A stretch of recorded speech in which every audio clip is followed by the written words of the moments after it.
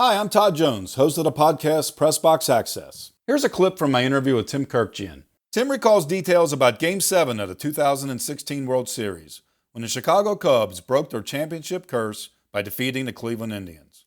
Well, sometimes you had a great moment, and I think about, like, say, the 2016 World Series. It's Game 7 in Cleveland. Cubs, Indians. At the time, they were called the Indians. I'm sitting there on deadline, 5 minutes to go, and they rolled a tarp out onto the field. 5 minutes before my deadline, and I'm thinking, you've got to be shitting me. So sometimes the greatest moments aren't so great if you're working the game, right? Right. And Todd, I think, and I may be overstating here, but I think you could make a case that in some ways that was the biggest night in Major League history. More people, of course, watched that game than any game in Major League history. I'm not suggesting it was bigger in a way than Yankees Pirates in 1960 Game 7, but this is a team that hadn't won since 1948 and another team that hadn't won since 1908. We had 6 sensational games leading to Game 7. The weather in Cleveland that night was so perfect.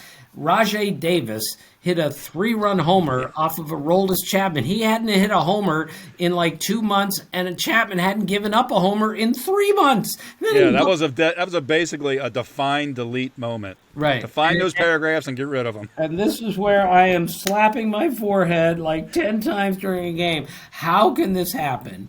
And then the tarp goes on the field. And the backstory is that now the Cubs are going into the clubhouse, and Chris Bosio, the pitching coach for the Cubs, says to Jason Hayward, who's certainly one of the leaders on the team, you have to go talk to the team. So he made this very short, impassioned speech that we're the better team here. We've worked all our careers and all the season for this moment. So let's go out there and take it. And they ended up winning that game in one of the greatest Game 7s in Major League history. I will never forget it. And David Ross, my dear friend, hit a home run in that game and then retired. He is the only player ever to hit a home run in Game 7 of the World Series and then retire after the series. It was beautiful, filled with moments like that. One of the greatest nights I've ever spent in a Major League ballpark.